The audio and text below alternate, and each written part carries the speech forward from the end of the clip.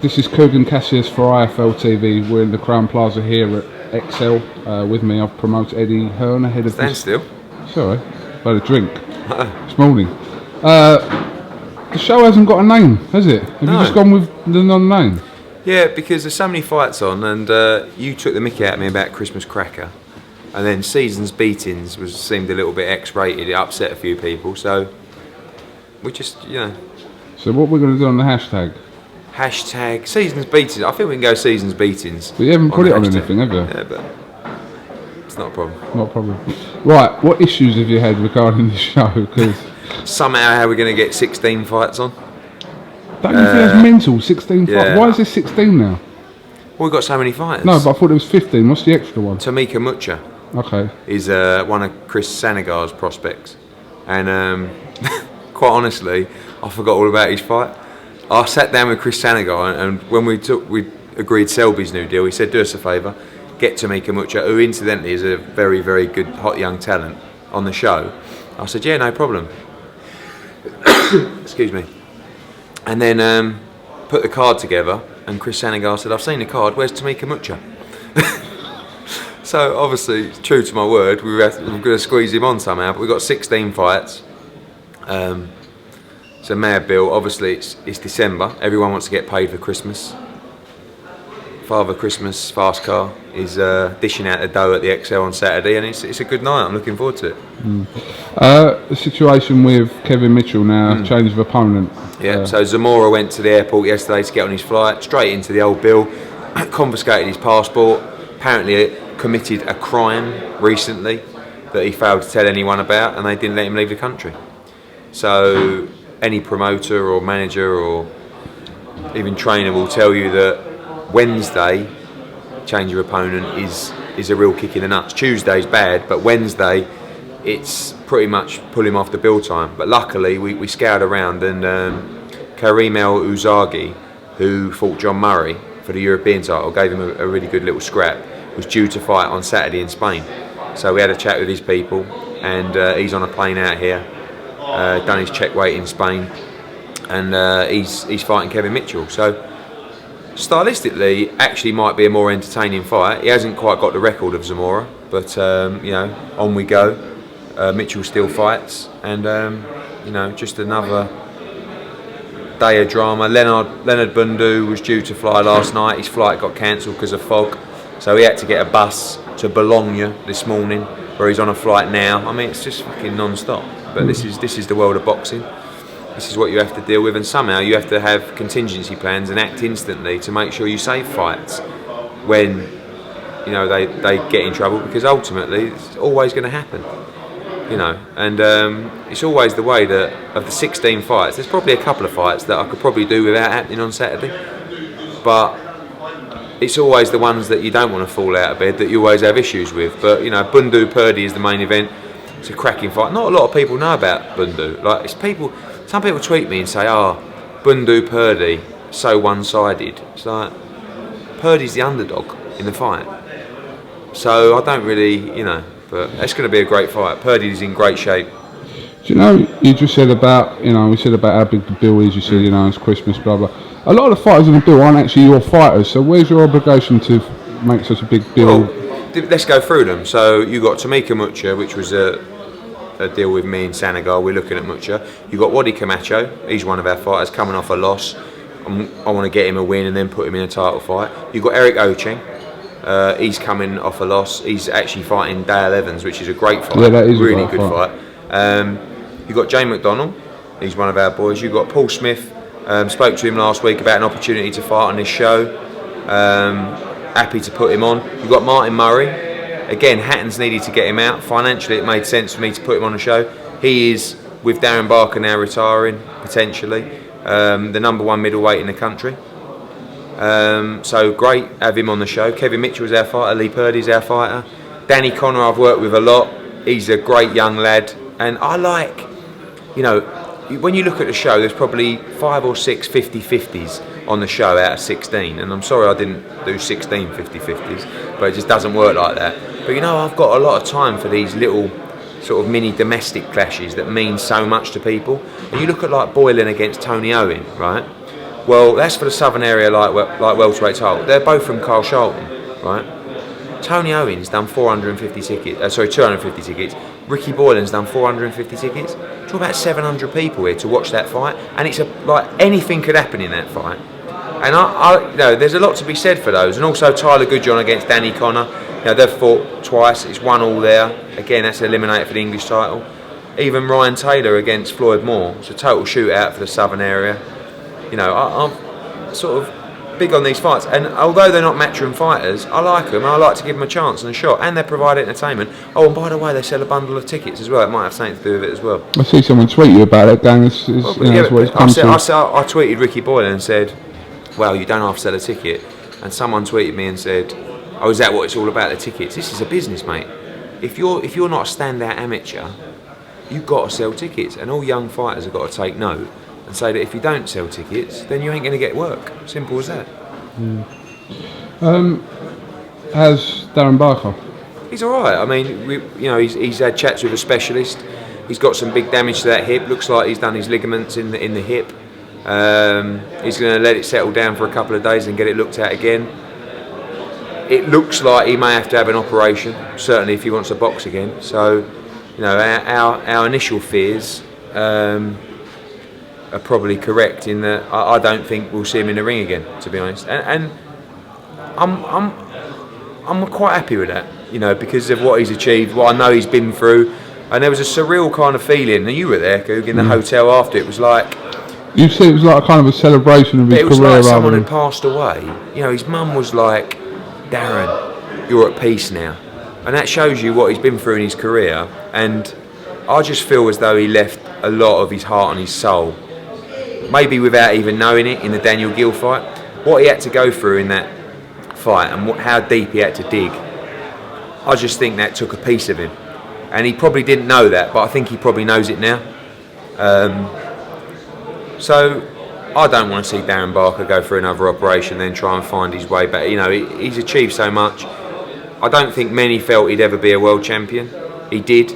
He won the British, Commonwealth and world titles at middleweight as well. So, we'll wait for the injury to just slow down a little bit, then have it looked at again. But again, my gut feeling, which was my gut feeling on the night, was that's the end of the road for Darren Barker. So here's a story. So we're at the hotel. It's about 4 or 5 o'clock in the morning at our hotel in Germany, and I'm sitting there. I'm watching Porter and Alexander with Kell Brook. Yeah.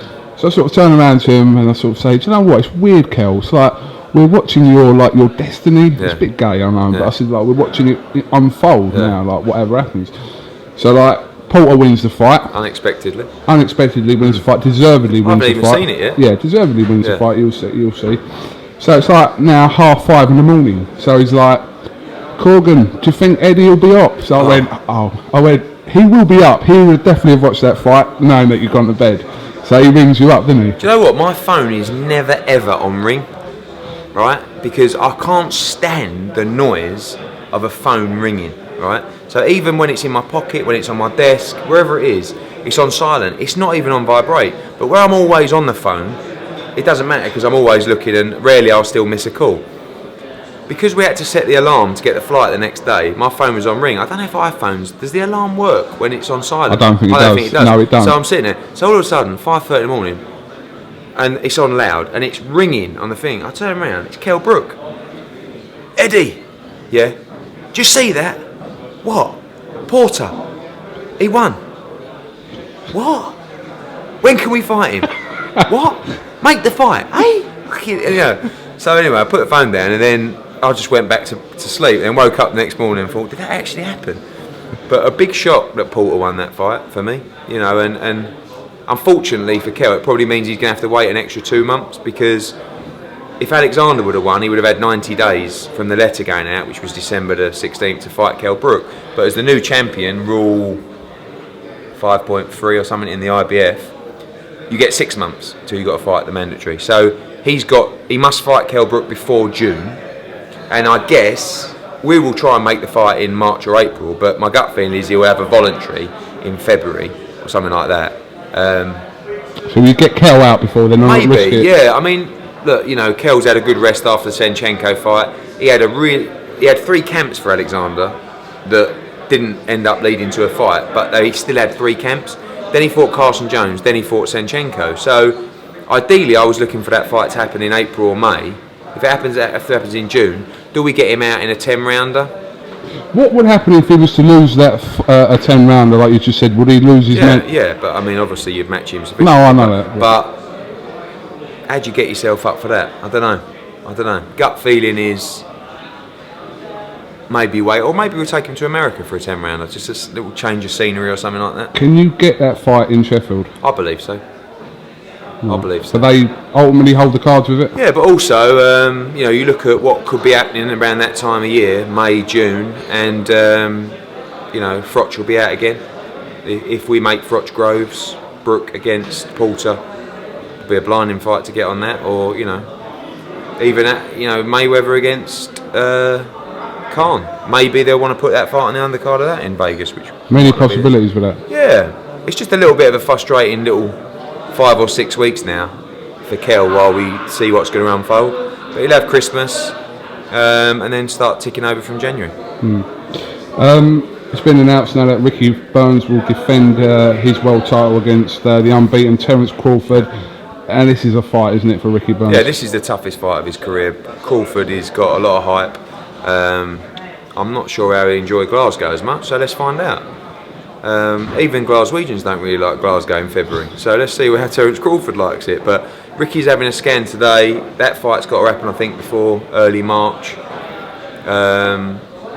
We've got February 8th, 15th, the 1st of March, the 8th of March we're looking at. So he's due to spar, I think, next week. We're just going to get him scanned this week, make sure he's ready to spar. Obviously, that's the most important thing. And then we're good to go. So that's a cracking fight. Can you just explain the situation regarding Beltran and obviously? Very simple. Yeah. Beltran was the fight we wanted to make. It was the fight I think he deserved. I think it was a fight the people wanted to see. The WBO put a mandatory for Crawford, and Top Rank have Crawford and Beltran, and Crawford is their ace in the pack. So they're going to be pushing Crawford. We tried with Beltran, made him a huge offer. He accepted. Crawford wouldn't step aside. Top Rank, they want Crawford to step aside? I don't know. But we fight Crawford or we lose the title.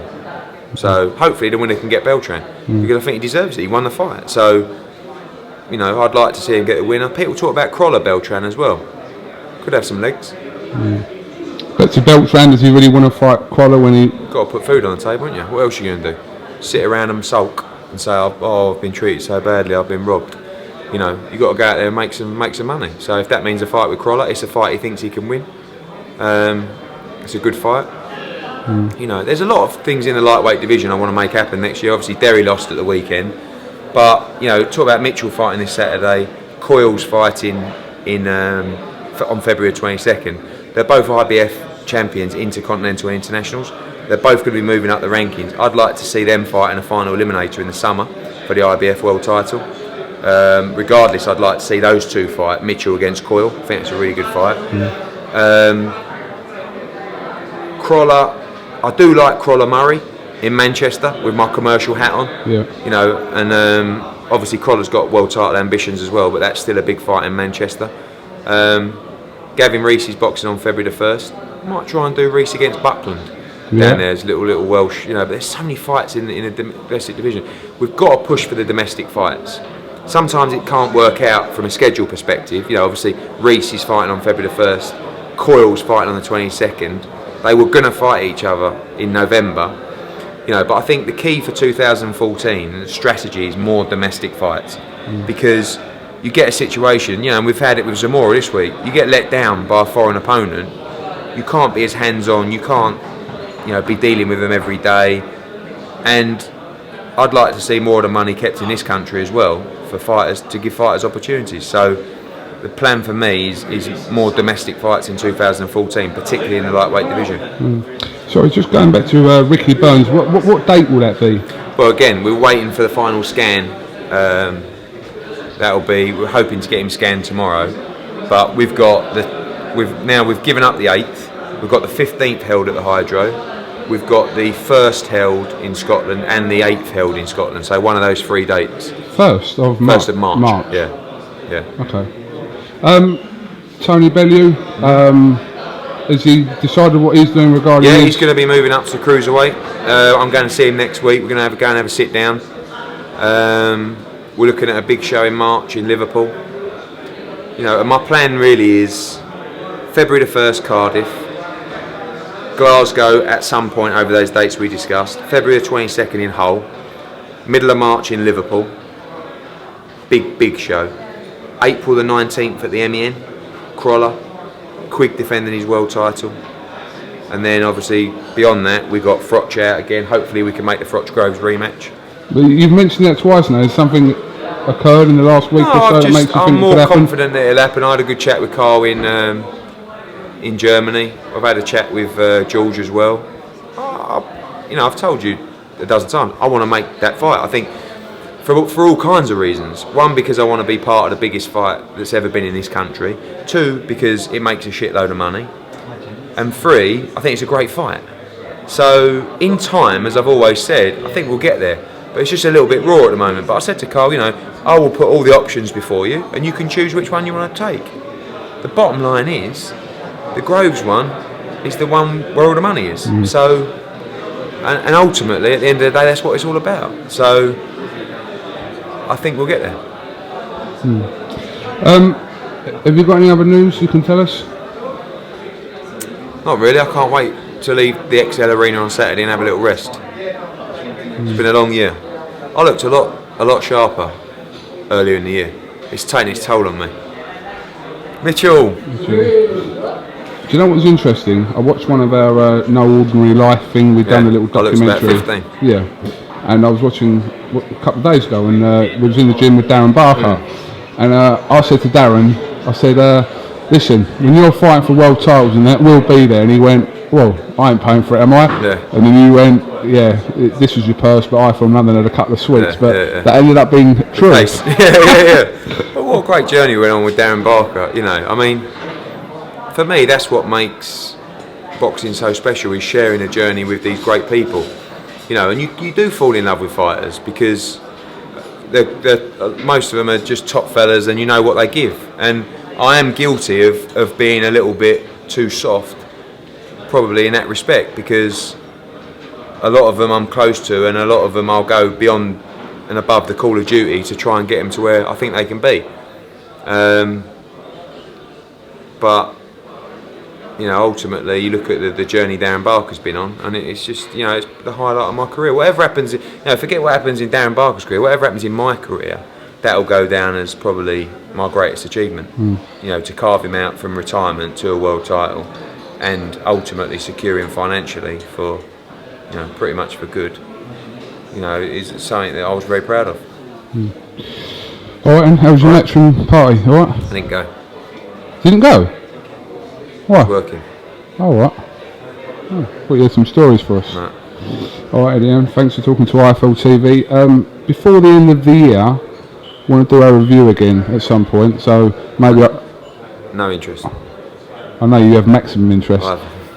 We'll do a Q&A, combine it with a Q&A or something, because a few people have been asking for one of those as well. One more Q&A before the end of the year. Combine it with that. All right. We'll do let's do a 4-hour video. You mean that as well, yeah, didn't you? I do. And I'll let you take me out for dinner after that. Eddie Hearn, thanks for talking to us, and good luck with your show. I hope there's no more pull-outs and the 95 card bill. Thank you very much.